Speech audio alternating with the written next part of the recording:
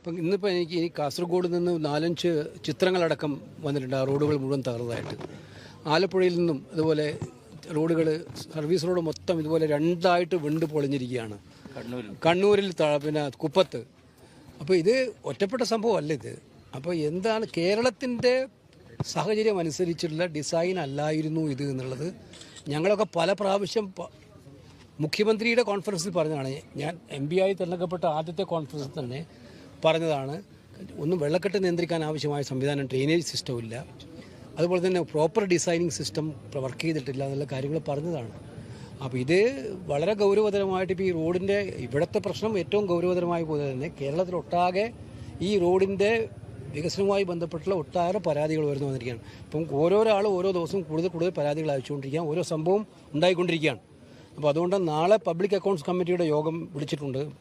Levy and fees and ടോളിൻ്റെ ഒക്കെ discuss ചെയ്യാൻ വേണ്ടി വിളിച്ചിരിക്കുന്ന ദേശീയപാത അതോറിറ്റി ഉദ്യോഗസ്ഥന്മാരും മുഴുവനും ട്രാൻസ്പോർട്ട് സെക്രട്ടറിയൊക്കെ വിളിച്ചുകൊണ്ടുള്ളൊരു മീറ്റിംഗാണ് നാളെ നടത്തുന്നത്.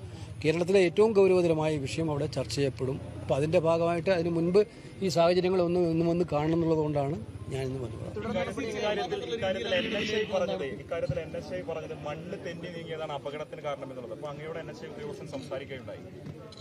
അല്ല, അതൊന്നും ആയിരിക്കത്തില്ല ഇതിനകത്ത്.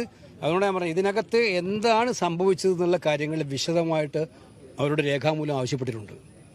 ഇത് മാത്രമല്ല, ദേശീയപാതയുടെ അലൈൻമെൻറ്റുമായി ബന്ധപ്പെട്ട കാര്യങ്ങൾ, DPR തയ്യാറാക്കിയത്, ഇതിൽ സ്റ്റേറ്റ് ഗവൺമെൻറ്റിനെ എത്രമാത്രം ഇൻവോൾവ് ചെയ്യിച്ചിട്ടുണ്ട്, അതുപോലുള്ള മറ്റു കാര്യങ്ങൾ. കാരണം സ്വാഭാവികമായിട്ടും നമ്മുടെ നാട്ടിലെ ഇത്രയും വലിയൊരു ഹൈവേ നടക്കുമ്പോൾ 6000 കോടിയുടെ ഭൂമി നമ്മൾ ഏറ്റെടുത്ത് കൊടുത്തൊരു ഹൈവേ നടത്തുമ്പം സ്റ്റേക്ക് ഹോൾഡേഴ്സ് ആരാണ്? നമ്മളാണ്, സ്റ്റേറ്റാണ് സ്റ്റേക്ക് ഹോൾഡേഴ്സ്. അപ്പോൾ സ്റ്റേക്ക് ഹോൾഡേഴ്സിൻ്റെ പ്രയാസങ്ങൾ പറയേണ്ട ഉത്തരവാദപ്പെട്ടത് സ്റ്റേറ്റ് ഗവൺമെൻറ്റിന് ഉത്തരവാദിത്തമുണ്ട്. അവരത്ര അതിനകത്ത് പറഞ്ഞ് ഇത് കറക്റ്റ് ചെയ്യപ്പെട്ടിട്ടുണ്ട്, ഇത്തരം കാര്യങ്ങളൊക്കെ പരിശോധിക്കപ്പെട്ടാലേ പറയാൻ പറ്റും. അപ്പോൾ ഞാൻ PSCയുടെ ഒരു ഒഫീഷ്യൽ മീറ്റിങ്ങിൻ്റെ ഭാഗമായിട്ട് വന്ന ഒരാളെന്ന നിലയിൽ അതൊക്കെ രേഖാമൂലം അവരിന്ന് ആവശ്യപ്പെട്ട് അവരുടെ നിന്ന് കാര്യങ്ങൾ കിട്ടിക്കഴിഞ്ഞ ശേഷം പാർലമെന്റിന് കൃത്യമായ റിപ്പോർട്ട് കൊടുക്കും. അല്ല, ഞാൻ പറഞ്ഞല്ലോ എനിക്ക് തന്നെ കാസർഗോഡ് നിന്ന് 4 പരാതികൾ, 4 ചിത്രമടക്കം, 4 റോഡ് തകർന്ന ചിത്രമടക്കം എടുത്തുകൊണ്ട് അവർ തന്നിരിക്കുകയാണ്. കുപ്പത്തെ കാര്യം ഞാൻ പറഞ്ഞു. എൻ്റെ നിയോജകമണ്ഡലമായ ആലപ്പുഴയിൽ അവരിന്ന് ഒരു സർവീസ് റോഡ് കംപ്ലീറ്റ് രണ്ടായിട്ട് വിണ്ടുപോയ കാര്യം ചൂണ്ടിക്കാണിച്ചു.